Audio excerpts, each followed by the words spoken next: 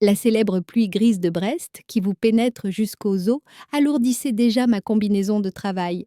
Mais ce n'était pas la pluie qui me faisait frissonner.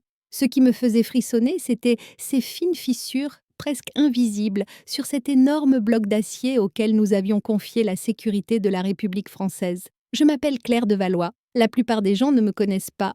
Si vous me croisiez dans la rue, vous me prendriez probablement pour une professeure de littérature en attente de la retraite ou une femme d'âge mûr s'occupant de son jardin.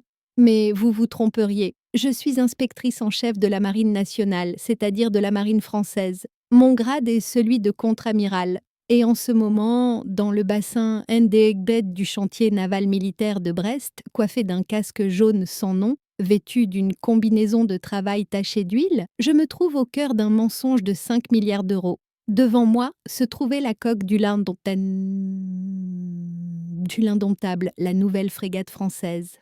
Sur le papier, c'était une merveille d'ingénierie, notre fierté nationale. Mais à cet instant, l'épaisseur mesurée par mon appareil à ultrasons me racontait une toute autre histoire.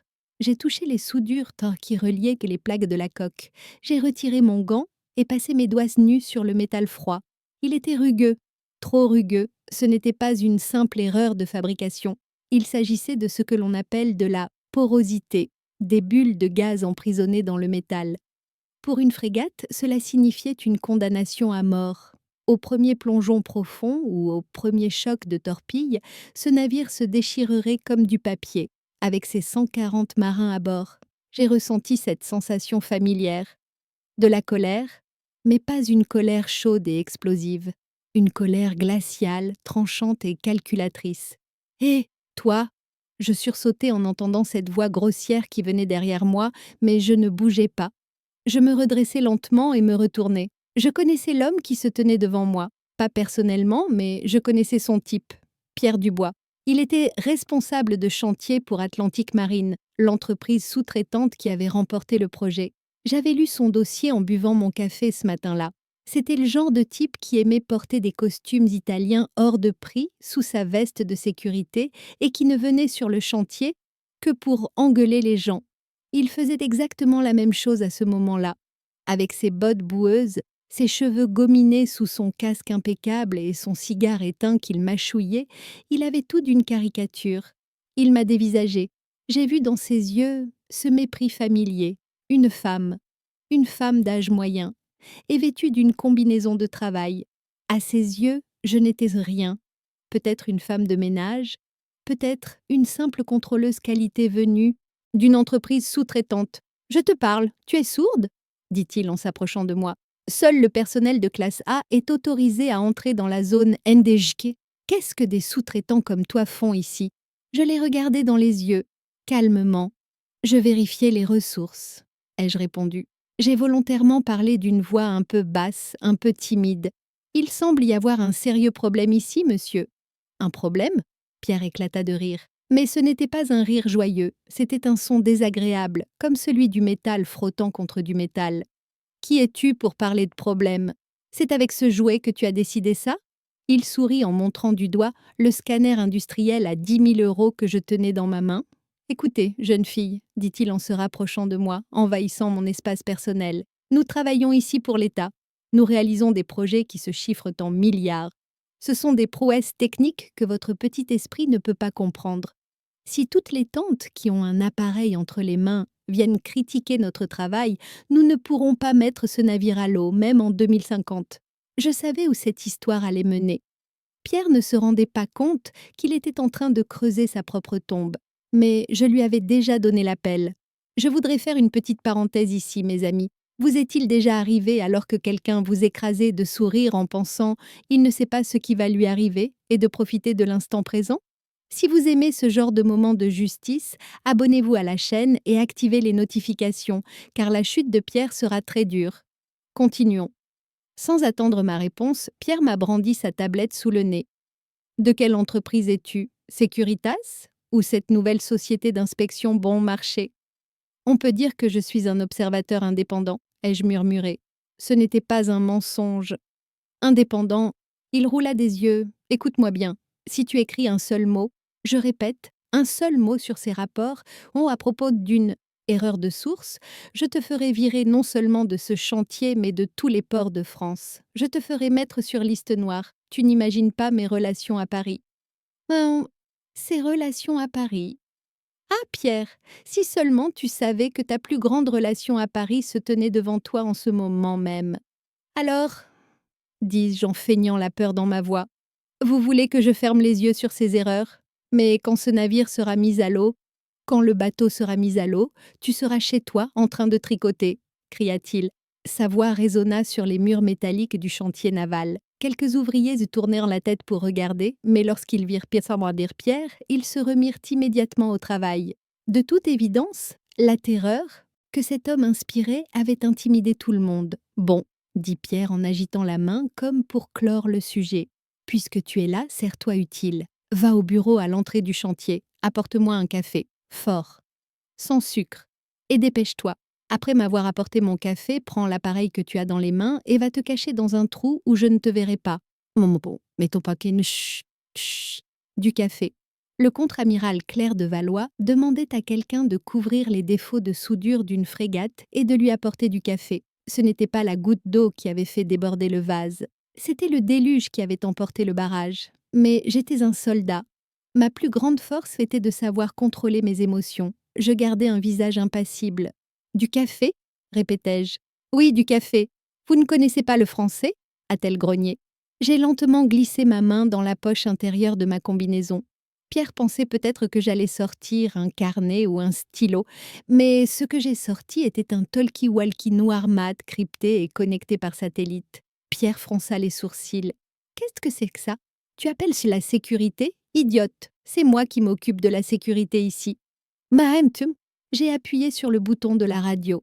Je n'ai pas quitté Pierre des yeux une seule seconde. La femme timide dans ma voix avait disparu. À sa place, c'était le commandant qui donnait des ordres au milieu de l'océan, devant lequel des milliers de soldats se tenaient au garde-à-vous qui était apparu. Centrale, dis-je, d'une voix aussi froide et claire que l'acier.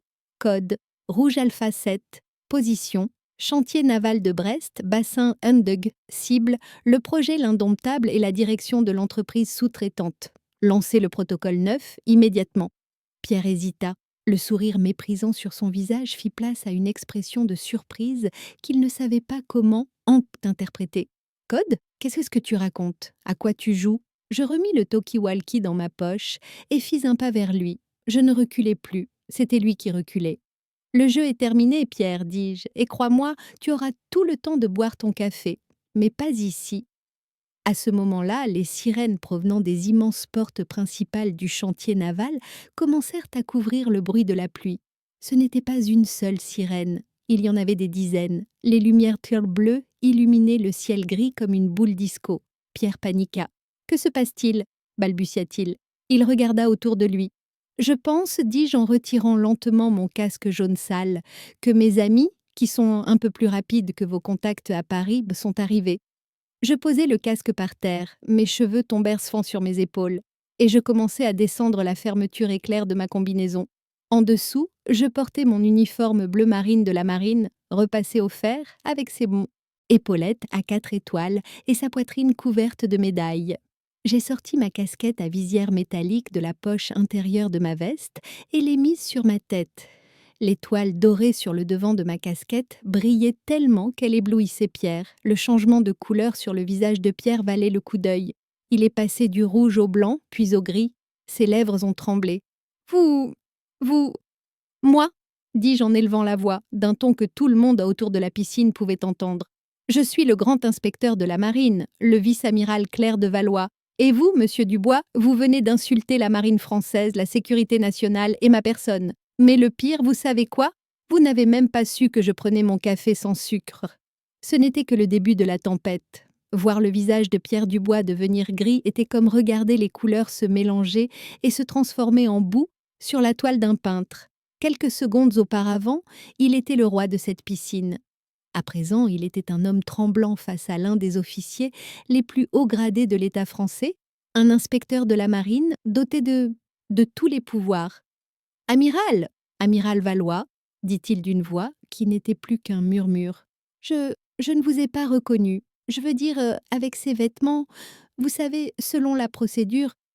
Les procédures? Demandai-je, sans faire fondre la glace dans ma voix. Quelle procédure, monsieur Dubois? La procédure d'insulte à un fonctionnaire? Ou la procédure de dissimulation d'un défaut de fabrication qui mettrait en danger la sécurité nationale? Pierre déglutit. Je pouvais voir sa pomme d'Adam monter et descendre sous le col de sa chemise coûteuse. Vous vous méprenez, balbutia-t-il. La défense classique. Les coupables sont toujours victimes d'un malentendu lorsqu'ils se font prendre. Je voulais juste la sécurité au travail, la discipline. Je plaisantais. Oui, c'était juste une blague. Une blague, répétai-je. Les fissures mortelles dans la coque d'une frégate de 5 milliards d'euros sont pour vous un sujet de plaisanterie. J'espère que le capitaine Renard, commandant de la gendarmerie maritime, appréciera votre sens de l'humour. À ce moment-là, les portes en acier derrière moi s'ouvrirent fort bruyamment. Le capitaine Renard entra, accompagné de 4 policiers militaires en tenue complète. Le bruit rythmé et sec de leurs bottes sur le béton annonçait la fin prochaine de Pierre. Renard me salua d'un salut militaire sévère. Amiral, comme vous l'avez ordonné, toutes les entrées et sorties du chantier naval ont été bloquées. Tous les documents et ordinateurs du bureau d'Atlantique Marine sont saisis. Nous avons l'autorisation du procureur. Les yeux de Pierre sortaient de leurs orbites. Le bureau, les ordinateurs, vous ne pouvez pas faire. Ça? Savez-vous qui je suis? Je joue au golf avec le secrétaire d'État à la Défense. Un simple coup de fil et je peux tous vous... Il plongea la main dans sa poche pour attraper son téléphone. Retirez votre main de là, rugit le capitaine Renard. 2 gendarmes immobilisèrent immédiatement les bras de Pierre dans son dos. Pierre poussa un cri de douleur. Pierre Dubois, dis-je en faisant un pas vers lui, vous êtes actuellement en état d'arrestation pour menace à la sécurité nationale, corruption dans les marchés publics, escroquerie aggravée et résistance à un haut fonctionnaire. Et vos amis golfeurs dont vous parlez, croyez-moi, ils sont en train d'effacer votre nom de leur répertoire téléphonique pour sauver leur peau. Le clic produit par les menottes métalliques froides que les gendarmes ont passées à ses poignets a résonné comme un coup de feu dans l'acoustique gigantesque du chantier naval. Arrêtons-nous ici un instant. Vous savez, parfois, la justice met tellement de temps à rendre son verdict que vous perdez tout espoir. Eh bien, à ce moment-là, entendre le bruit de ces menottes métalliques était pour moi la plus belle symphonie du monde. Si vous aussi vous aimez voir ceux qui abusent de leur pouvoir rapetisser lorsque ce pouvoir leur est retiré, n'oubliez pas d'aimer cette vidéo, car l'histoire de Pierre n'est que la partie émergée de l'iceberg. Nous continuons. Pierre, traîné par les gendarmes, continuait à se retourner vers moi et à crier « C'est un complot! Cette femme est folle! Vous ne pouvez pas me détruire, mes avocates vont vous anéantir! » Ces cris pitoyables se perdaient dans le bruit des sirènes. Alors que Pierre était embarqué dans le fourgon de police, les autres ouvriers, ingénieurs et techniciens présents dans la piscine étaient figés sur place. Ils retenaient tout leur souffle et me regardaient. Leurs yeux reflétaient un mélange de crainte et de respect. J'ai ajusté ma casquette et je me suis tournée vers eux. « Mesdames et messieurs, dis-je d'une voix forte et claire, ce que vous avez vu ici aujourd'hui n'est pas une démonstration de force, mais un nettoyage. La marine française ne tolère aucune erreur qui mettrait en danger ses marins. Ceux qui font leur travail, honnêtement, ont pourtant toute ma considération. Mais ceux qui vendent l'avenir de ce navire pour se remplir les poches... » Je balayai la foule du regard. Pour eux, la tempête ne fait que commencer. La foule resta silencieuse. Puis, à l'arrière, un vieux maître d'équipage inclina légèrement la tête. C'était un signe de consentement silencieux. Cela signifiait « Message reçu, amiral ». Le capitaine Renard s'approcha de moi. « Amiral, le véhicule est prêt. Allons-nous au bureau ?» J'ai hoché la tête. « Oui, capitaine, mais appelez d'abord Paris. Dites au ministre que la pause café est terminée. »« Va !» Lorsque je quittais le chantier naval et montais dans ma voiture officielle, il pleuvait toujours. Mais le ciel n'était plus gris, il semblait s'être dégagé. Je m'adossai au siège en cuir et pris une profonde inspiration. Pierre Dubois n'était qu'un pion arrogant, bruyant et inutile. Mais ceux qui l'avaient mis à ce poste, ceux qui lui avaient confié ce marché, ceux qui lui avaient ordonné d'ignorer ses failles, c'était eux la véritable cible. J'ai ouvert mon dossier. Sur la première page, il y avait une photo de Pierre. J'ai tracé une grande croix rouge dessus. Le nom suivant était beaucoup plus important, beaucoup plus dangereux et beaucoup plus proche.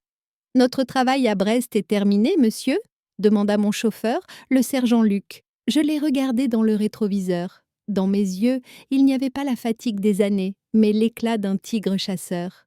Non, Luc, répondis-je. Notre travail à Brest ne fait que commencer. Pierre n'était que le chien de garde à la porte. Nous entrons maintenant dans le palais. Alors que la voiture glissait sur les rues pluvieuses de Brest, mon esprit revint sur le passé, sur le jour où ce dossier m'était parvenu pour la première fois. Tout avait commencé par une enveloppe anonyme glissée sous la porte de mon bureau à Paris. Elle ne contenait qu'une clé UA et un mot. L'indomptable va tomber, tout comme votre conscience. Lorsque j'ai branché cette clé USB à mon ordinateur ce jour-là, les documents que j'ai découverts révélaient non seulement une affaire de corruption, mais aussi un réseau de trahison. Un réseau dans lequel mon ex-mari était impliqué. Oui, vous avez bien entendu. Cette histoire n'est pas seulement une affaire d'État, c'est une histoire personnelle, très personnelle. Personnelle. J'ai murmuré ce mot sur la banquette arrière de ma voiture officielle, alors que nous roulerions à toute vitesse vers Paris. Dans le jargon militaire, le mot personnel n'est pas apprécié. Nous parlons de mission, de intérêt national, de discipline. Les sentiments sont des vêtements civils qui n'ont pas leur place sous l'uniforme. Mais si quelqu'un se glisse dans votre lit et tente de vous étouffer avec les draps, alors même l'uniforme ne peut plus vous protéger. Pierre Dubois, que j'ai rayé du dossier, n'était qu'un simple exécutant. La main qui tenait l'arme était beaucoup plus familière, beaucoup plus élégante et beaucoup plus meurtrière, celle de Marc Lemaire, le fondateur de la plus célèbre société de lobbying de Paris, Avenir Stratégie, le conseiller incontournable des appels d'offres dans le secteur de la défense. Et mon ex-mari.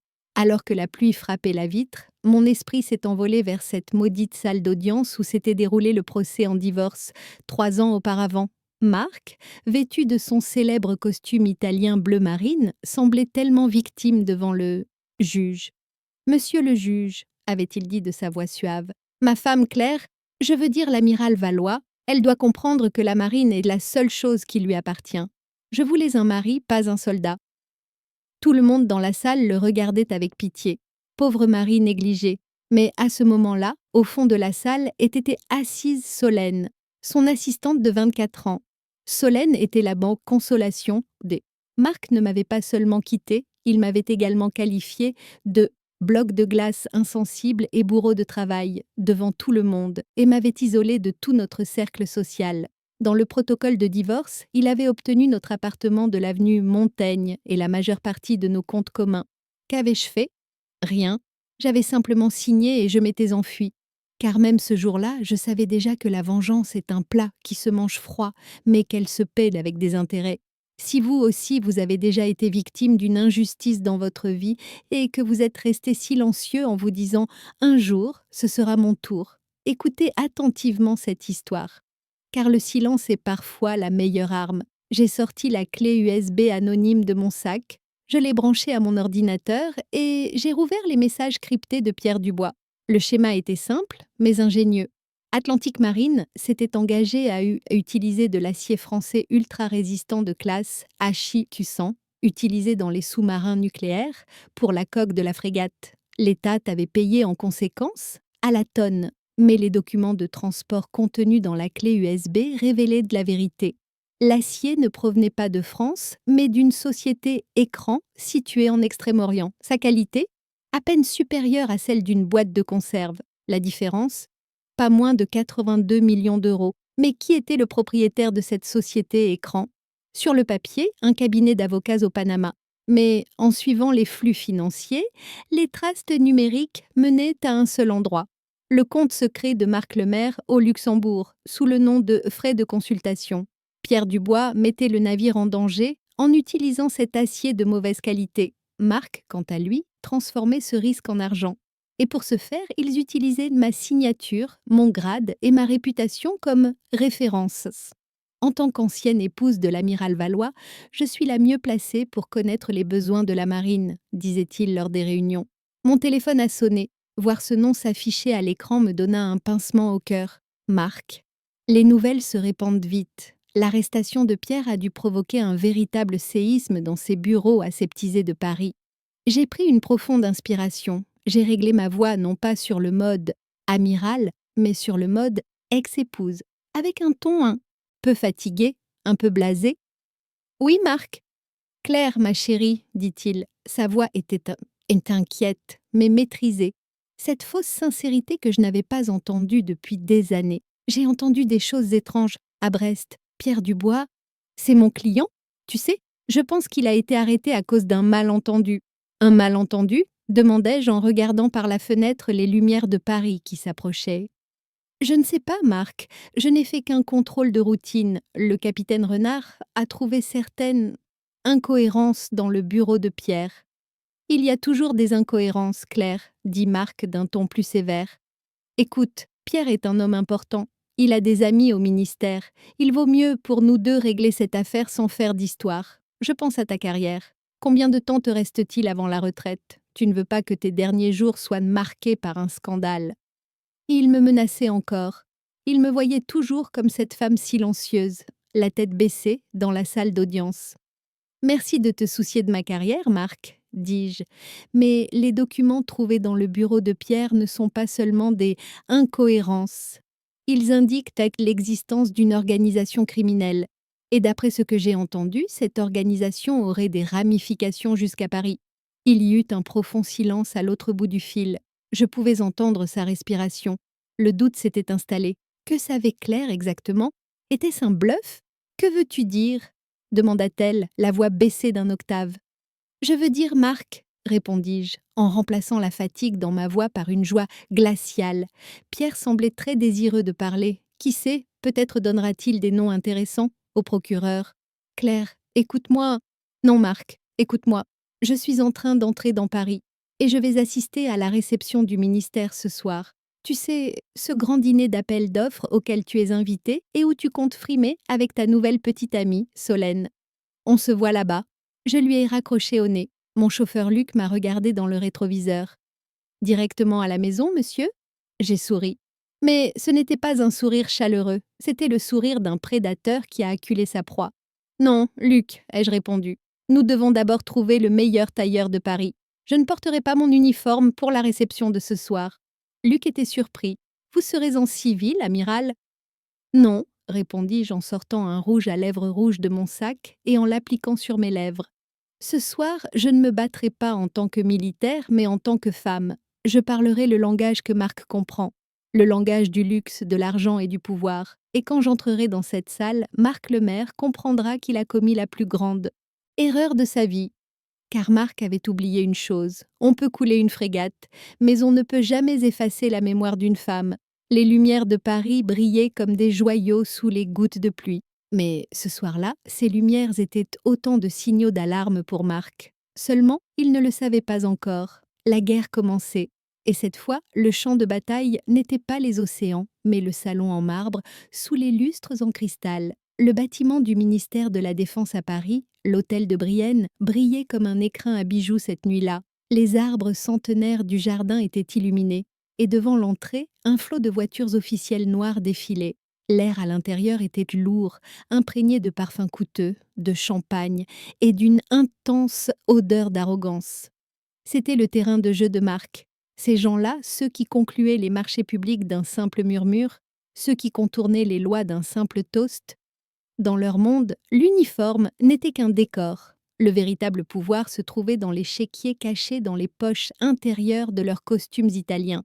Mon monde, lui, était fait d'acier, de poudre et de sel. Mais ce soir-là, j'avais changé de camouflage. Lorsque je suis entrée dans la salle, le son de l'orchestre s'est comme étouffé un instant. Je ne portais pas mon uniforme bleu marine habituel. À la place, j'avais revêtu une robe en soie bleu nuit. Il était dos nu et moulant comme une seconde peau. À mon cou, je portais un collier en saphir simple mais éclatant, hérité de ma mère. Et sur mes lèvres, ce rouge à lèvres rouges sang.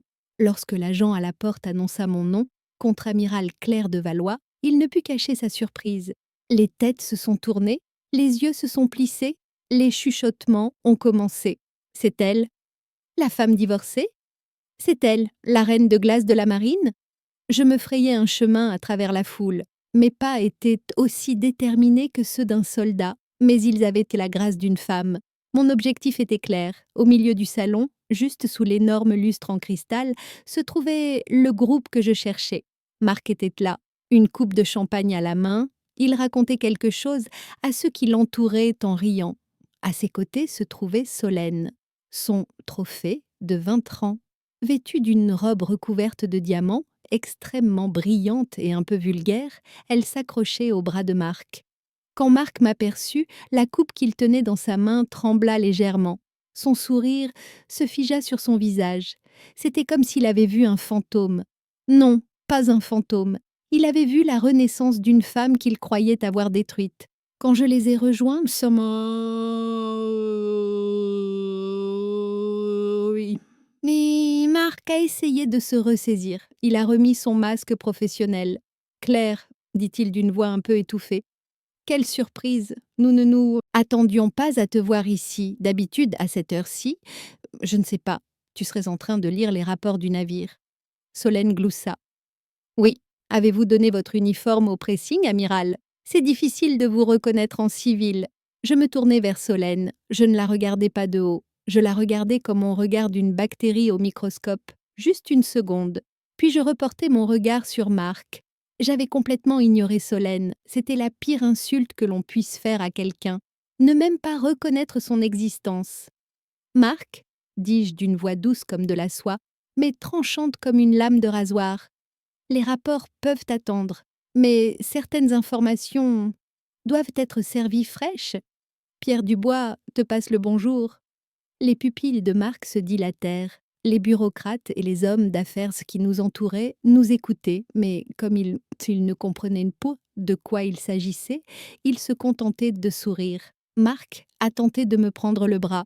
« Ne parlons pas ici, Claire. Les gens nous regardent. » Je ne me suis pas retirée. Au contraire, je me suis rapprochée de lui. La distance entre nous était d'un souffle. Je me suis penchée vers son oreille. Les personnes qui regardaient de l'extérieur auraient pu croire qu'il s'agissait d'un moment intime entre un ancien couple. « Tu aimais que les gens te regardent, Marc ?» ai-je murmuré. « Tu te souviens, au tribunal, tu avais fait en sorte que tout le monde me regarde. Maintenant, c'est mon tour. Que veux-tu » a-t-il sifflé. « De l'argent? Tu en veux encore plus ?» J'ai souri. Ce sourire lui a glacé le sang. « De l'argent ?» murmurai-je. « Marc, mon chéri, tu parles des 12 millions d'euros sur ce compte secret au Luxembourg? Ou de l'argent que tu as blanchi via ta société son fantôme au Panama? Tu crois que je m'intéresse à ta petite pension alimentaire ?» Marc est devenu livide. Solène a tiré Marc par le bras. « Marc, qu'est-ce qu'elle raconte?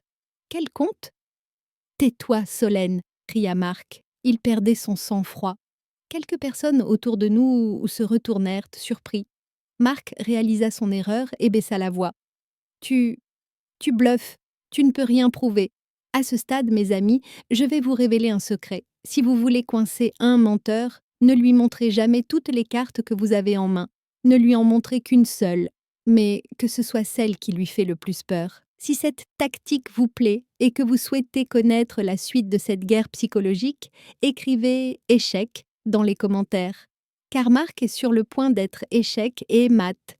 J'ai sorti un petit morceau de papier plié de mon sac. Ce n'était pas un document officiel. C'était simplement une facture d'hôtel signée par Marc au nom de sa société écran au Panama, que nous avions récupérée ce matin-là. En dessous, il y avait sa signature écrite avec son stylo à plume qu'il aimait tant. J'ai glissé le papier dans la poche de sa veste d'un geste élégant. « Ce n'est qu'un ticket d'entrée, Marc, dis-je. Profite de cette soirée.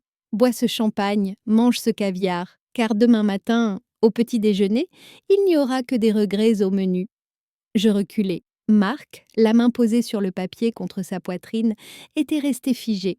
Solène nous regardait tour à tour, perplexe. Je me suis retournée.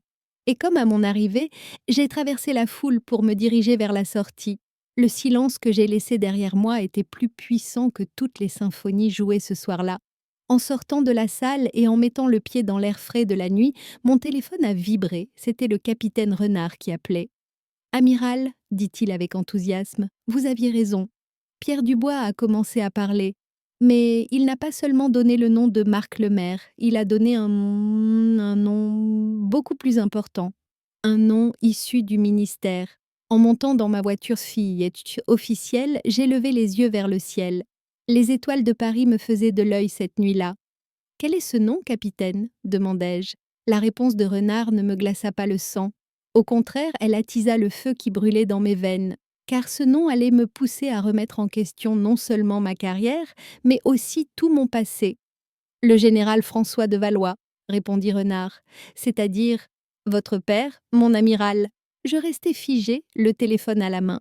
Mon père, la légende de la marine, l'incarnation de l'honnêteté, l'homme qui m'avait appris le mot honneur. Manon Tos était-il impliqué dans ce réseau corrompu? Il était facile d'éliminer Marc. Mais combattre mon propre sang, mon propre père, c'était la seule chose qui me faisait vraiment peur, alors que les portes en fer de l'immense manoir de Saint-Cloud, dans la banlieue de Paris, s'ouvraient devant moi, le poids dans mon estomac s'alourdissait encore davantage. C'était ici que j'avais passé mon enfance. C'était ici que je jouais à cache-cache dans le jardin, que je tombais des arbres, que je m'asseyais sur les genoux de mon père pour écouter les récits sur des batailles de Napoléon. Mais aujourd'hui, cette maison me semblait moins être un foyer qu'un mausolée construit par des complices. Le général François de Valois, une légende vivante en France. Un homme qui a combattu en Algérie, en Indochine, et qui porte sur la poitrine la Légion d'honneur, et maintenant la figure clé d'une affaire de corruption de 5 milliards d'euros. Je suis descendue de la voiture. La pluie avait cessé, mais l'air était devenu lourd et silencieux, comme avant un orage. Le majordome Jacques m'a ouvert la porte. Il m'a souri en me voyant, mais ses yeux étaient tristes. C'était comme s'il ressentait lui aussi la pourriture qui imprégnait les murs de la maison. « Votre père vous attend dans la bibliothèque, amiral », m'a-t-il dit. Sa voix tremblait lorsqu'il m'a appelé « amiral ». Il me voyait toujours comme la petite Claire. En marchant dans le couloir, j'avais l'impression que les portraits de nos ancêtres accrochés au mur me jugeaient. Mon grand-père, mon arrière-grand-père, tous en uniforme, tous dignes. Comment mon père pouvait-il les regarder en face? J'ai poussé la lourde porte en chêne de la bibliothèque et je suis entrée. Mon père était assis dans son célèbre fauteuil en cuir face à la cheminée. Il tenait un verre de cognac à la main. Vêtu d'une robe de chambre en velours, il ressemblait davantage à un roi fatigué qu'à un militaire à la retraite. Il ne se leva pas en me voyant. Il leva seulement légèrement son verre. « Claire, dit-il. » Sa voix avait conservé le ton autoritaire que lui avaient donné les années, mais elle était légèrement fissurée. Les nouvelles de Brest sont arrivées rapidement. J'ai entendu dire que cet idiot de Pierre avait parlé. « Tu le traites d'imbécile, dis-je en fermant la porte derrière moi et en m'approchant de lui. Mais ton nom figure sur les documents que cet imbécile a signés, papa. C'est ta signature qui a permis aux sociétés écrans de marque d'obtenir le statut de partenaire stratégique. » Mon père sourit, un sourire amer et moqueur. Il prit une gorgée de cognac. La politique, Claire, la politique n'est pas aussi propre et claire que les machines de tes navires. La politique est un marécage. Parfois, pour avancer, il faut se salir les mains. Ce n'est pas de la boue, papa, dis-je en élevant la voix. C'est de la trahison. Ces navires transporteront les jeunes marins que tu appelles mes petits-enfants. Quand ces sources exploseront, quand ces coques se fendront, le sang de ces enfants mourants sera sur tes mains. Mon père a soudainement frappé son verre sur la table. Sa voix a claqué comme un coup de fouet. Ne me fais pas la leçon de morale. J'ai versé mon sang pour ce pays. Sais-tu quel prix j'ai payé pour protéger cette maison, ces terres, ce nom de famille que tu aimes tant? Je l'ai regardé dans les yeux. Et ce que j'y ai vu m'a terrifié. Il n'y avait aucun remords, seulement du déni et de l'arrogance. « Marc, » dit-il d'une voix un peu plus douce. Marc m'a offert une issue. Notre héritage familial était en danger, Claire. Les impôts, les dettes, nous allions perdre cette maison. Marc a remboursé les dettes. En échange, il n'a demandé que quelques signatures, quelques coups de téléphone. C'est tout. Voilà la vérité. Pas de grands idéaux, pas d'amour pour la patrie. Juste une simple et vulgaire question de dette. Marc avait exploité la faiblesse et la fierté de mon père. Il l'avait acheté.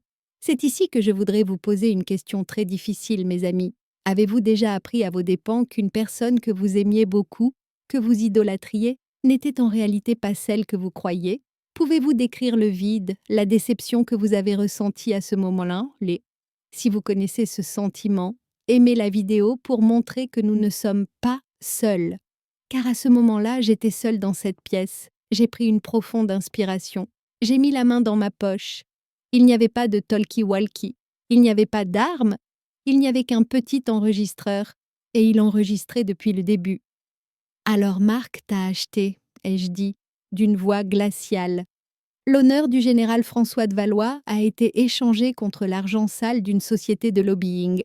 Nous allons clore cette affaire, Claire, dit mon père d'un ton catégorique. Tu vas appeler le capitaine Renard. Tu lui diras que cette enquête était une erreur technique. Pierre assumera la responsabilité de ses actes. Nous nous occuperons de lui à l'intérieur. Marc et moi, nous nous tirerons de cette affaire. Et toi, tu deviendras un jour l'unique propriétaire de cette maison, de cet héritage. Elle ne comprenait toujours pas. Elle pensait pouvoir m'acheter, elle pensait pouvoir faire de moi, comme Marc, un élément de son immoralité. Je me dirigeai vers la table. Je sortis l'enregistreur de ma poche et le posai sur la table basse, à côté du verre de cognac. La lumière rouge de l'appareil brillait comme un œil dans la pénombre de la pièce. Mon père regarda l'appareil, son visage devint livide, ses mains se mirent à trembler. « Toi, murmura-t-il, tu as enregistré ton propre père ? » « Non, ai-je répondu en me retournant. J'ai enregistré un traître à la patrie. Mon père aurait préféré mourir plutôt que de vendre son honneur. Je pense que cet homme est mort il y a des années. Je me dirigeai vers la porte. J'entendis la voix de mon père derrière moi. Cette fois, il ne donnait pas d'ordre, il suppliait. « Claire, tu ne peux pas faire ça. Tu ne peux pas salir le nom des Valois. Tu veux me faire mettre en prison? Ton père de 80 ans ?» J'ai saisi la poignée de la porte et je lui ai jeté un dernier regard par-dessus mon épaule. « C'est toi qui as sali le nom des Valois, papa. Je vais maintenant nettoyer cette tâche. Quant à la prison, ne t'inquiète pas. Tu auras tout le temps de discuter avec Marc à la cantine. Il t'expliquera les avantages d'un partenariat stratégique. » Je suis sortie de la bibliothèque. Le valet Jacques m'attendait dans le couloir. Il avait les yeux remplis de larmes. Il avait dû tout entendre. « Mon amiral ?» dit-il en inclinant la tête. « Jacques, dis-je en m'efforçant de ne pas laisser ma voix trembler, aide mon père à faire ses valises. Les gendarmes seront là dans une demi-heure. Lorsque je quittai la maison, le ciel s'était complètement dégagé. Le clair de lune illuminait les pierres majestueuses du manoir. Mais je ne voyais plus cette splendeur. Je ne voyais qu'une ruine qui devait être démolie. Je suis montée dans la voiture. Luc, mon chauffeur, m'a regardé avec inquiétude dans le rétroviseur. « Vous allez bien, monsieur ?» Une larme coula de mon œil. Une seule larme. Et je l'essuyai immédiatement. « Je vais bien, Luc, ai-je répondu. Le plus dur est passé. Nous avons enterré le passé. Il est maintenant temps de construire l'avenir. » J'ai pris mon téléphone et j'ai appelé le capitaine Renard. « Capitaine, ai-je dit, nous passons à la deuxième phase de l'opération. Objectif, le siège social d'Avenir Stratégie. Et la maison de Marc Lemaire. Personne ne dormira à Paris cette nuit. J'avais sacrifié mon père. Il m'avait arraché le cœur, mais mon esprit était toujours aussi fort. Marc Lemaire venait d'apprendre ce que j'étais capable de sacrifier. Il était maintenant temps qu'il voie ce qu'il allait perdre. 16e arrondissement de Paris, avenue Foch. La rue qui compte le plus grand nombre de milliardaires au mètre carré. Le duplex mansardé que Marc appelait son château de la Victoire se trouvait ici, au sommet des arbres, tel un nid d'aigle surplombant la ville. Il était 4h30 du matin. J'aime les opérations à l'aube. C'est le moment où l'âme humaine est la plus vulnérable. Le maquillage s'est effacé, les masques sont tombés, les gardes sont baissés. À cette heure, là, Marc Lemaire rêvait probablement entre ses draps de soie du montant de ses comptes en banque. « Nous sommes prêts, amiral, » dit le capitaine Renard en ajustant son oreillette. « L'équipe d'intervention est à la porte. La sécurité des environs est assurée. Les médias, comme vous le souhaitiez, ils seront là dans quelques instants. »« Parfait, » répondis-je. J'ouvris la portière de la voiture et respirai l'air frais du matin. Cet air ne sentait pas l'océan, mais la victoire. Lorsque nous entrâmes dans le hall de l'immeuble, le concierge endormi tenta de nous arrêter. « Monsieur, vous ne pouvez pas entrer ici. C'est une propriété privée, » cria-t-il. Mais lorsqu'il vit l'insigne de Renard et les 12 gendarmes en tenue derrière lui, il resta bouche bée. Dans l'ascenseur qui nous emmenait au dernier étage, je me suis regardée dans la cabine recouverte de miroirs. Mon visage ne trahissait aucune fatigue. La douleur d'avoir dénoncé mon père avait laissé place à une concentration chirurgicale. Cette tumeur allait être excisée. Les portes de l'ascenseur s'ouvrirent directement sur l'appartement. Marc n'avait pas pris la sécurité au sérieux, au point d'avoir choisi son anniversaire comme code d'accès à l'ascenseur, comme c'était prévisible. Police! À terre! À terre! Les cris des gendarmes ont brisé le silence stérile. Le bruit des bottes qui couraient dans le couloir faisait vibrer le parquet ancien de Marc. Lorsque nous sommes entrés dans la chambre, le spectacle était tragicomique. Marc, vêtu uniquement d'un boxeur, était assis sur le bord du lit et regardait autour de lui, l'air perplexe. Solène, quant à elle, avait tiré la couette sur sa tête et criait. Cet homme fort, ce génie de la stratégie, ressemblait désormais à un enfant effrayé. En me voyant, il plissa les yeux. La lumière l'éblouissait. « Claire ?» dit-il d'une voix chevrotante. « Qu'est-ce que tu fais? C'est ma maison, c'est une intrusion. » Je suis entrée lentement dans la pièce. Le bruit de mes bottes couvrait ses cris. « Tu te trompes, Marc, dis-je. Ce n'est plus ta maison, c'est une scène de crime. Et tu n'es pas le propriétaire, tu es le suspect. » Renard brandit le mandat d'arrêt devant le visage de Marc. « Marc le maire, vous êtes en état d'arrestation pour association de malfaiteurs, falsification de documents, corruption et escroquerie aggravée. » Marc bondit sur ses pieds. « C'est absurde. Je vais appeler mon avocat. Je vais appeler le ministre. Je vais te détruire, Claire, demanda ton père. Il te dira. »« Ne te donne pas la peine d'appeler mon père, Marc, dis-je en prenant la montre de luxe posée sur la commode pour l'examiner. Il est en train de faire ses valises dans son manoir de Saint-Cloud. Les gendarmes sont partis le chercher. Et crois-moi, il n'a pas résisté autant que toi. » Marc se figea. Il pâlit. Il comprit à cet instant qu'il avait perdu son meilleur atout, son plus puissant allié. Solène sortit la tête de sous la couette. Sans maquillage, les yeux gonflés, elle me regarda. « Ne me mêlez pas à ça, je ne sais rien, je ne suis que son assistante. » Je lui ai lancé un regard, compatissant. « Ne t'inquiète pas, Solène, ta seule faute est d'avoir mauvais goût et peut-être aussi d'avoir accepté des cadeaux achetés avec l'argent du crime. » Je désignai du doigt l'énorme bague en diamant posée sur la commode. Un gendarme ouvrit le sac contenant les pièces à conviction et y jeta la bague. Marc a essayé de résister tandis que les gendarmes lui tordaient les bras dans le dos. « C'est un complot. Claire, écoute-moi. On peut s'arranger.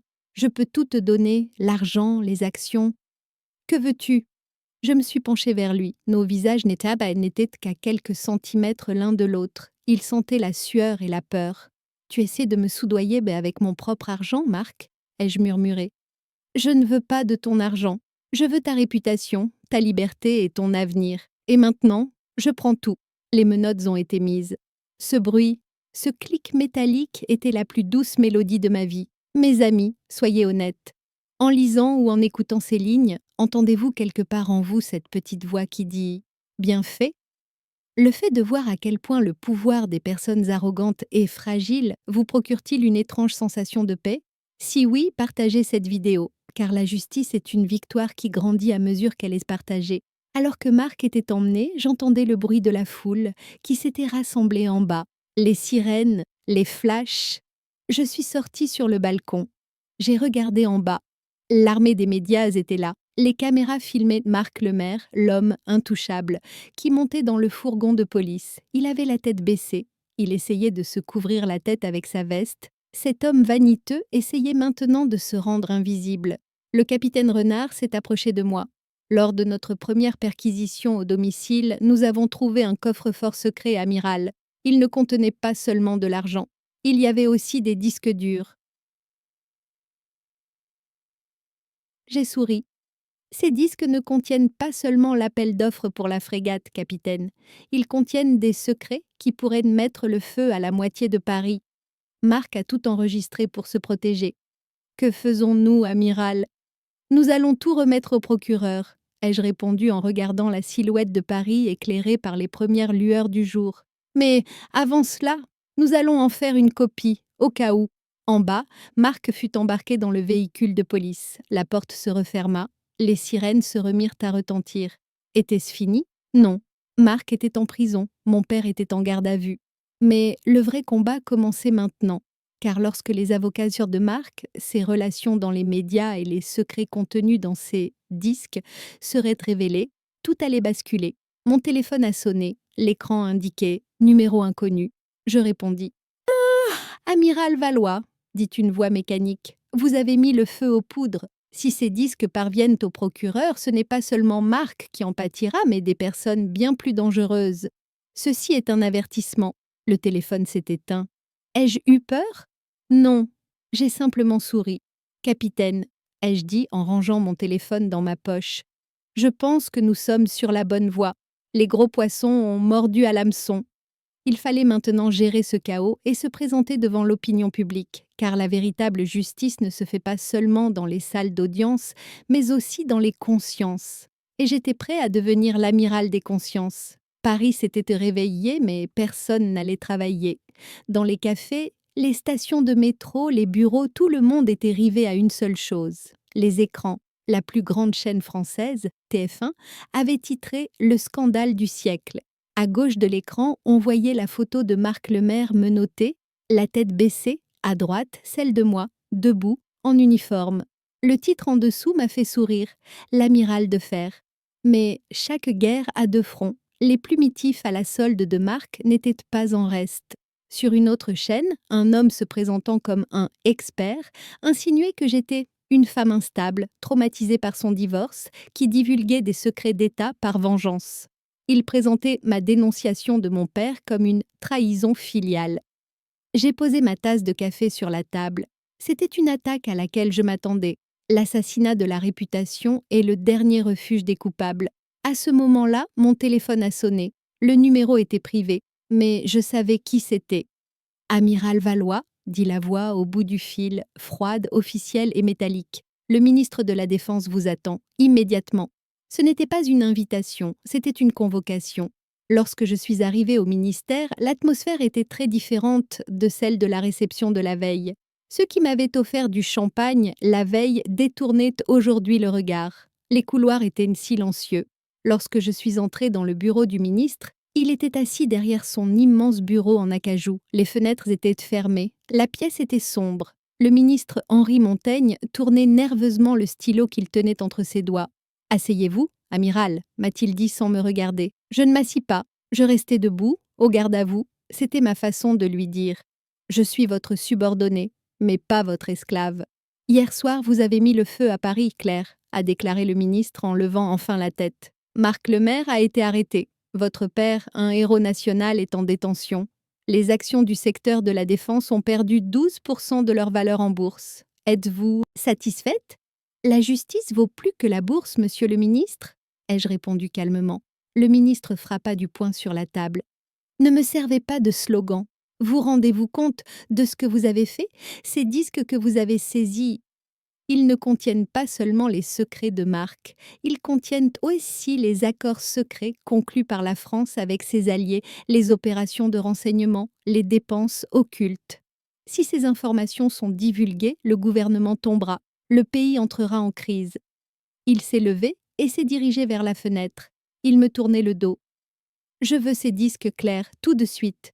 Tu ne les remettras pas au procureur, tu me les donneras. Nous ferons ce qu'il faut. Faire le nécessaire. Dans la bureaucratie, cela signifie étouffer l'affaire. Il prendrait d'Élise Lédosque, jugerait Marc en toute discrétion, le condamnerait à une peine légère, et tout reviendrait à la normale.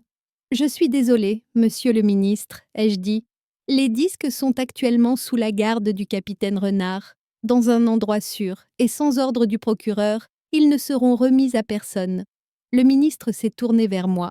Ses yeux reflétaient une colère pure. « Pour qui te prends-tu? Jeanne d'Arc? Je vais te démettre de tes fonctions. Je vais te retirer ton grade. Je vais te faire juger par un tribunal militaire pour trahison. » Le moment était venu. Ce n'était pas le moment de bluffer, mais de jouer ma meilleure carte. Je fis un pas en avant. « Vous pouvez me démettre de mes fonctions, monsieur le ministre, mais si vous le faites, le contenu de ces disques ne sera pas seulement transmis au procureur.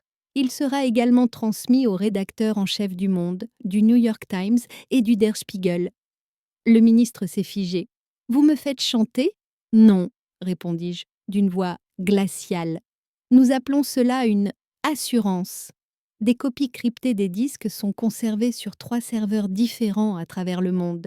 Et si quelque chose m'arrivait, au capitaine Renard ou à ma famille, ou si je faisais soudainement une crise cardiaque, ces codes seraient automatiquement supprimés. J'appelle cela le protocole de l'apocalypse numérique.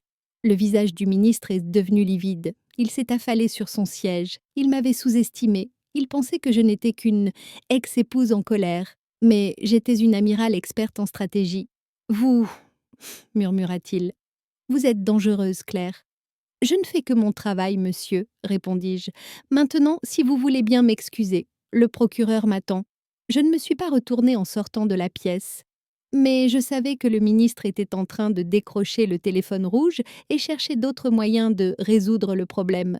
Mes amis, je vous pose une question. Fermeriez-vous les yeux sur les dissimulations de crimes pour assurer la survie de l'État?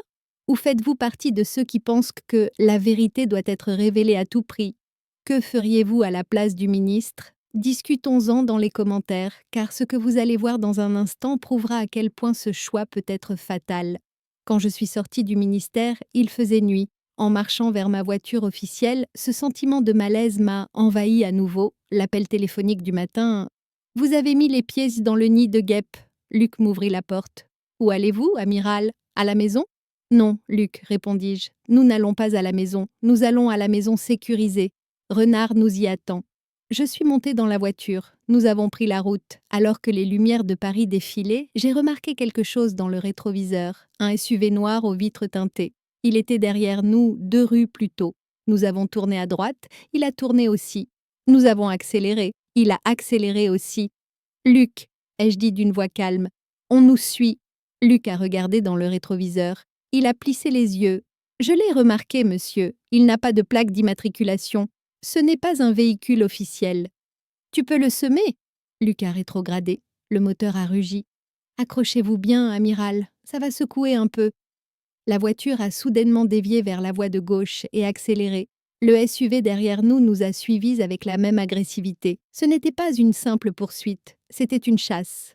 Lorsque nous entrâmes dans le tunnel au bord de la Seine, le SUV se rapprocha dangereusement. Il essayait de heurter notre pare-choc. Il voulait nous faire sortir de la route. « Baissez la tête !» a crié Luc. À ce moment-là, la vitre droite du SUV s'est ouverte et le canon d'une arme a brillé. La menace du ministre n'était pas en l'air. Ils avaient déjà appuyé sur le bouton pour faire le nécessaire. Ils n'avaient pas pu récupérer les disques, alors ils essayaient maintenant d'éliminer leur propriétaire. Mais ils avaient oublié une chose. Je n'avais pas choisi cette voiture uniquement pour son confort. « Luc, dis-je en ouvrant le compartiment secret sous le siège. Protocole Bravo. Nous passons en mode obscurcissement.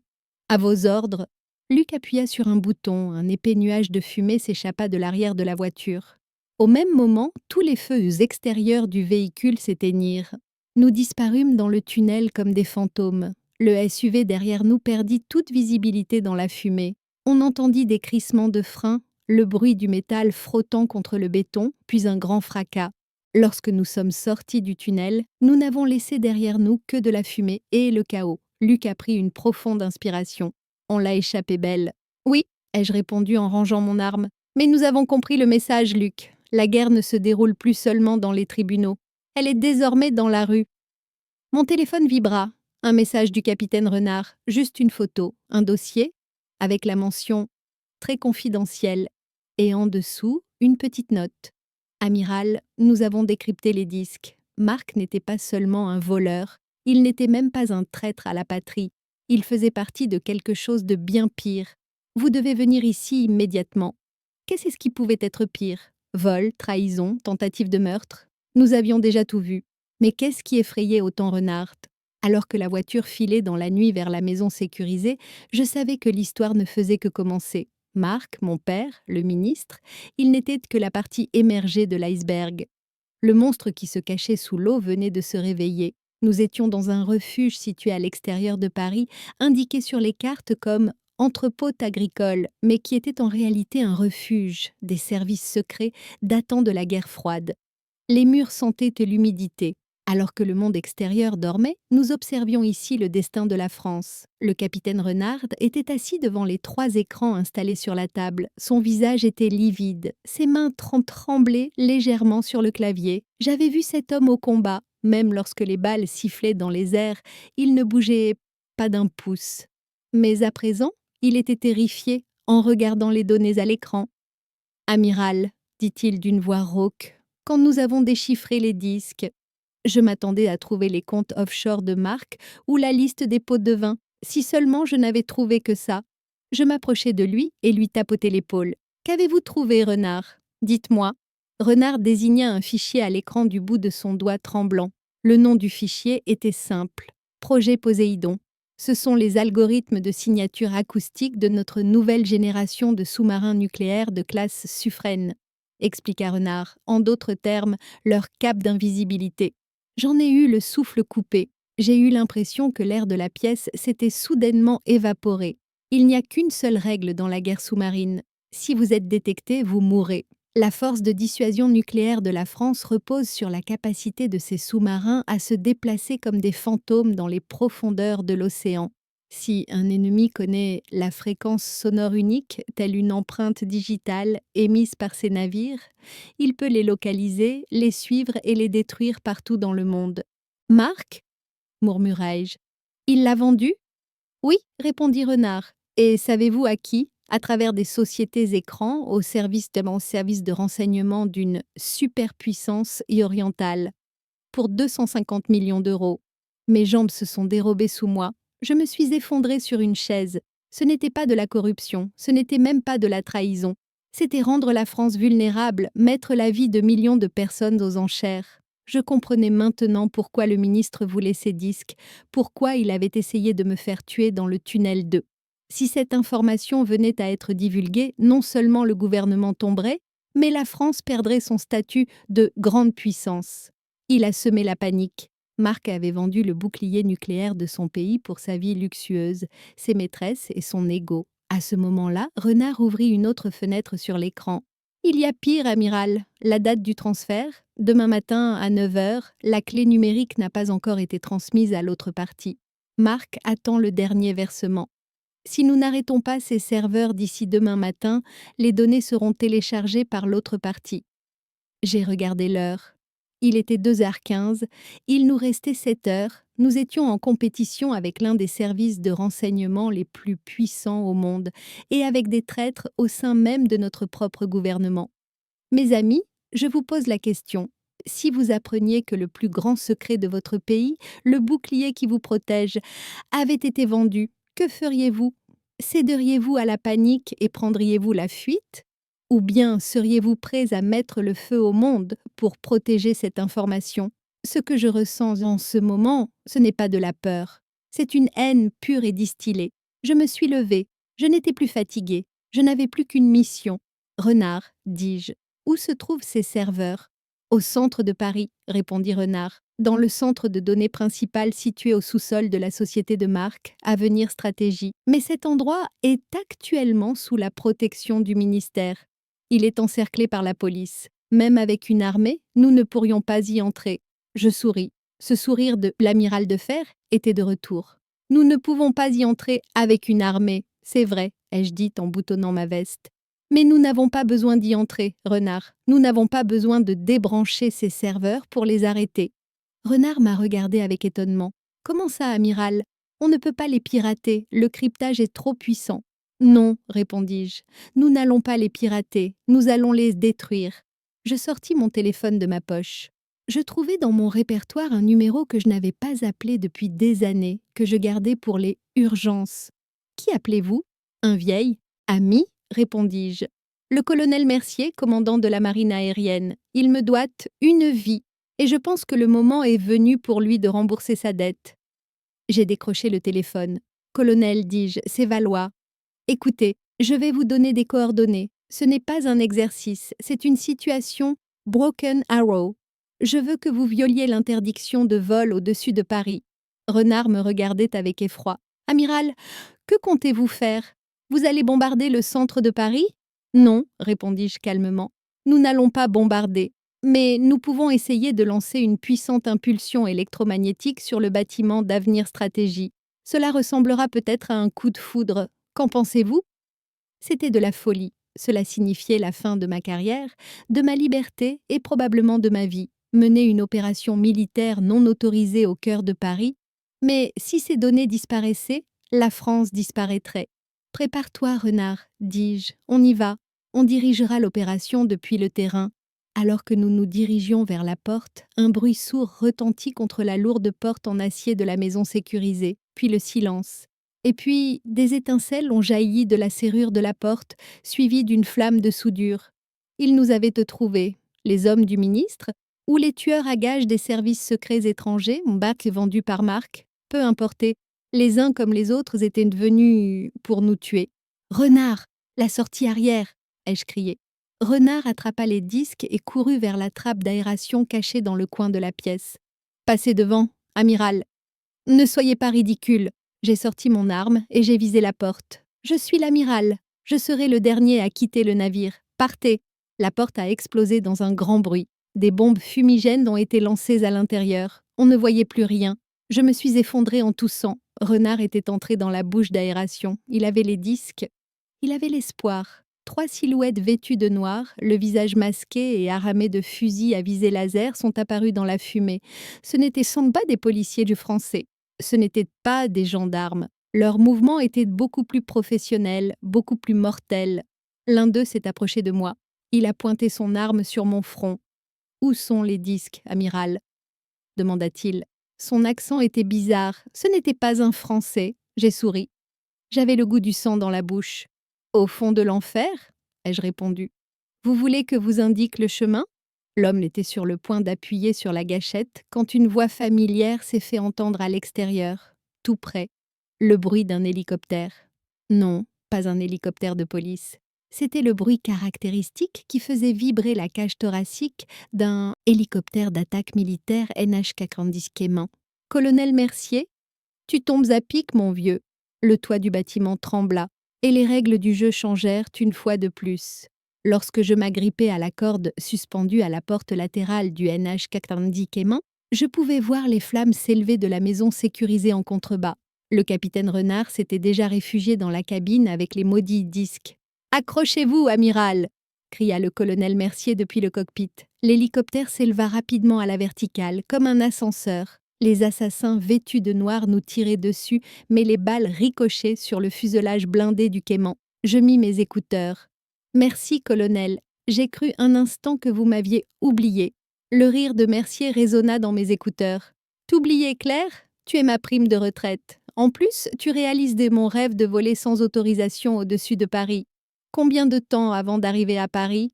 15 minutes à pleine vitesse. Mais nous avons un problème. Des avions de combat Rafale sont sur le point de nous prendre en chasse.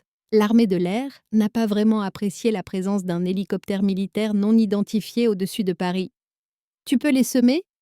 Je suis pilote de chasse, Claire, pas magicien. Mais si on vole à basse altitude en suivant le lit de la Seine, on pourra échapper au radar, au moins pendant un certain temps. L'hélicoptère a incliné son nez vers le bas et s'est abaissé jusqu'à presque toucher la cime des arbres. J'ai senti cette sensation familière dans le creux de mon estomac. Le capitaine Renard avait ouvert son ordinateur portable et contrôlé l'écran avec des mains tremblantes. « Amiral !» cria-t-il pour couvrir le bruit du vent. Le transfert a commencé. Marc doit avoir reçu l'argent. Flux de données à 10%, 15%. Il était 8 à 48. Il nous restait 12 minutes. « Mercier !» dis-je dans le micro. « Le dispositif EMP est-il prêt ?»« Il est chargé dans la capsule spéciale à l'arrière, » répondit Mercier. « Mais Claire, vous savez ce que cela signifie, n'est-ce pas ?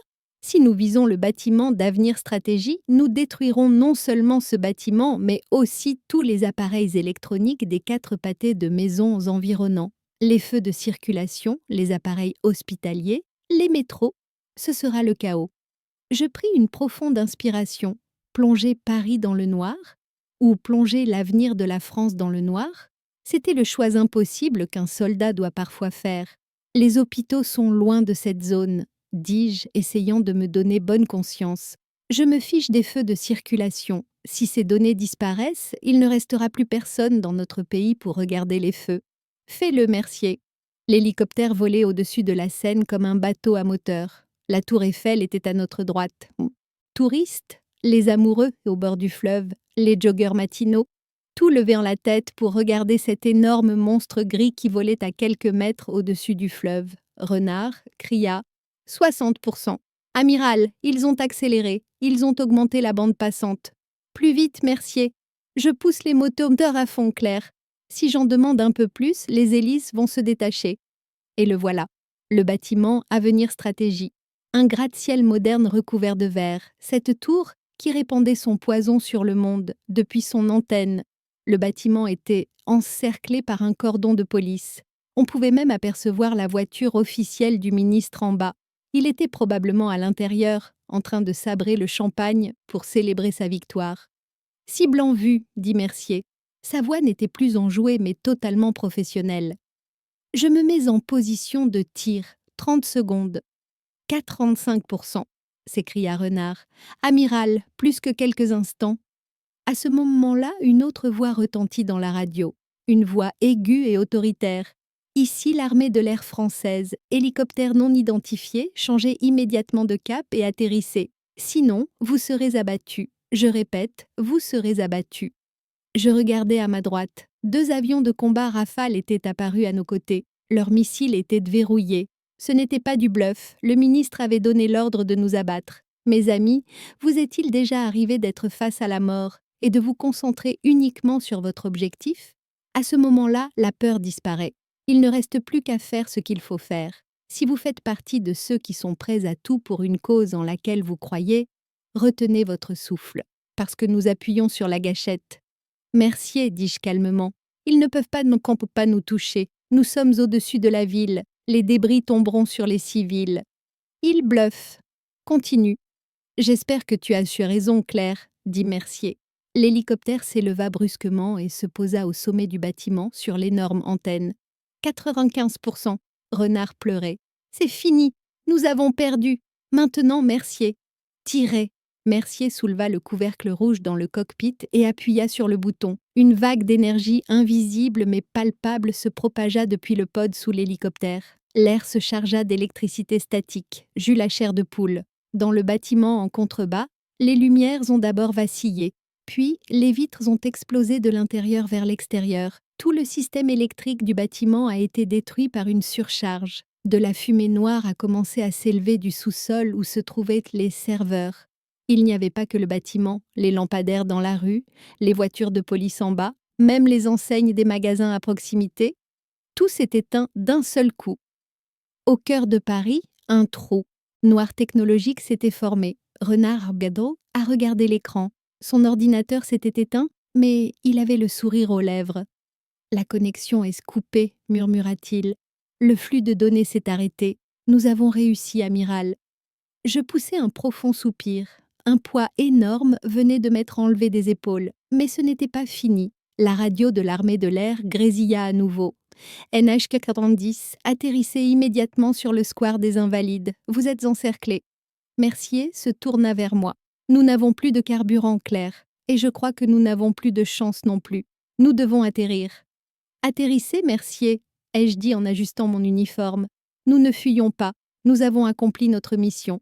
Alors que l'hélicoptère descendait vers la grande pelouse des Invalides, juste à côté de la tombe de Napoléon, des centaines de soldats et de policiers nous attendaient en bas. Leurs armes étaient pointées vers nous. Les rousses touchèrent le gazon, les hélices ralentirent. J'ai ouvert la porte et j'ai sauté. Le vent soufflait dans mes cheveux. Le capitaine Renard était derrière moi, des disques à la main. La porte d'un jeep militaire garé en face de nous s'est ouverte. Ce n'est pas le ministre de la Défense qui en est sorti, mais le chef d'état-major. Il avait le visage sombre. Je me suis dirigée vers lui. Les soldats ont pointé leurs armes, mais le chef d'état-major les a arrêtés en levant la main. Je me suis arrêtée juste en face de lui. Je l'ai salué. « Contre-amiral Claire de Valois, prête à servir, mon commandant », ai-je dit. Le chef d'état-major a regardé le bâtiment en fumée derrière moi, puis m'a regardé. « Amiral, dit-il d'une voix sévère, vous venez de déclencher une guerre en plein cœur de Paris. J'espère que vous avez une bonne raison pour cela. » Renard s'avança et tendit le disque qu'il tenait dans sa main. « Oui, monsieur. Ce disque contient la preuve que le ministre et Marc Lemaire ont vendu la France pour 250 millions d'euros. » Le chef d'état-major prit le disque. Il jeta un regard sévère en direction du ministre, dans la luxueuse voiture. Puis il se tourna à nouveau vers moi. « Vous êtes en état d'arrestation, amiral, » dit-il. Mais il n'y avait pas de colère dans sa voix. Il y avait du respect. « Vous resterez sous ma surveillance jusqu'à votre comparution devant le tribunal militaire. » Je souriais, tandis qu'on me passait à nouveau les menottes. « car je savais que ces menottes n'étaient pas une honte pour moi, mais une médaille. Marc avait perdu son argent, la carrière du ministre était terminée. Et la France était toujours en sécurité. Mais l'histoire ne s'arrête pas là, mes amis. Le véritable combat allait se dérouler dans la salle d'audience. Et j'avais encore un dernier atout dans ma manche, que je n'avais pas encore joué. Je me trouvais dans la salle historique du tribunal militaire de Paris, assis sur le banc des accusés. Mais je n'étais pas seule. À ma droite, Marc Lemaire, menotté, avait perdu son sourire arrogant. À ma gauche, l'ancien ministre de la Défense, entouré d'une armée d'avocats, transpirait. Le public, la presse, le monde entier, tout le monde était là. Comme je m'y attendais, le procureur tentait de protéger le système. Il m'accusait de désobéissance, de dommages à la propriété publique et de mes organisations d'opérations militaires non autorisées. Les avocats de Marc, quant à eux, demandaient l'abandon des poursuites, affirmant que l'attaque EMP avait causé des dommages à l'entreprise de leurs clients et détruit toutes les preuves. Marc s'est tourné vers moi. Ses yeux ont retrouvé leur éclat d'antan. « Tu vois, Claire ?» m'a-t-il chuchoté. « Tu ne peux pas gagner, tu as détruit les données, tu n'as plus aucune preuve, tu n'as que tes paroles, et personne ne croit les paroles d'une ex-femme folle. » Le juge frappa le marteau sur son bureau. « Silence! Accusé, amiral Valois, présentez votre dernière défense. » Je me suis levée, les médailles sur mon uniforme brillaient sous les lumières de la salle. Je me suis avancée vers la barre, j'ai ajusté le micro, et j'ai regardé tout le monde dans les yeux. « Monsieur le juge, dis-je, la défense a raison. L'attaque EMP a détruit les serveurs de ce bâtiment. La plupart des preuves numériques ont disparu. » Un soulagement se dessina sur le visage de Marc. Le ministre se cala dans son fauteuil. « Cependant, ai-je poursuivi en mettant la main dans ma poche, ils ont oublié une chose. Je ne suis peut-être pas un officier du renseignement, mais je suis un soldat, et un soldat ne part jamais en guerre avec une seule arme. » Je sortis de ma poche le petit enregistreur que j'avais utilisé dans la bibliothèque de mon père, et à côté, la petite carte mémoire que le capitaine Renard avait sauvegardée avant de monter dans l'hélicoptère et que j'avais téléchargée dans le cloud, quelques secondes avant l'attaque EMP. Marc a pâli. 30 secondes avant l'attaque EMP, dis-je en brandissant la carte mémoire.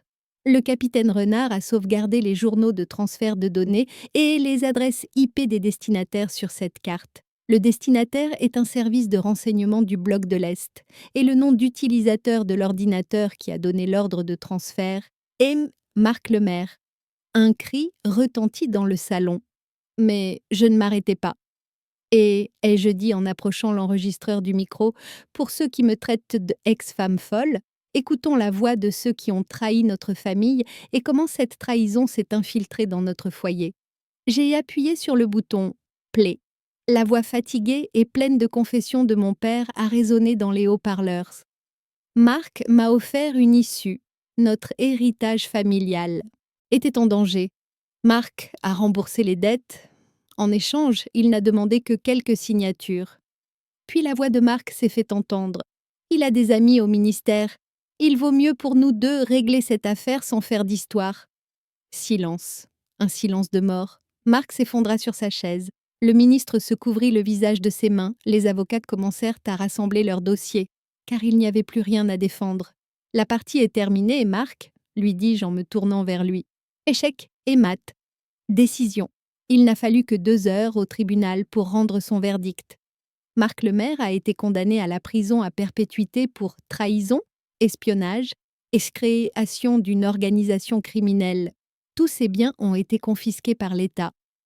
L'ancien ministre de la Défense, il a été condamné à 20 ans de prison pour abus de pouvoir et a été déchu de ses droits politiques. Pierre Dubois, sa peine a été réduite à 5 ans pour avoir collaboré avec la justice, mais il a été interdit à vie d'exercer toute activité dans ce secteur. Général François de Valois, assigné à résidence en raison de son âge et de son état de santé, mais sa plus grande punition a été la destitution de son ordre national du mérite et de ses grades. Il n'était désormais plus que Monsieur Valois. Et moi, le tribunal m'a condamné à une réprimande pour mon vol non autorisé au-dessus de Paris et mon attaque EMP. Cependant, dans le même texte de décision, j'ai été décorée de la médaille du courage supérieur pour avoir sauvé la République française d'une catastrophe absolue. Un an plus tard, Je ne suis plus dans ce port gris de Brest. Je suis dans le sud, près de Nice, dans une petite maison en pierre face à la mer. J'ai pris ma retraite de la marine, j'ai rangé mon uniforme dans un placard, avec tout le poids qu'il représente. Mais ai-je cessé de me battre?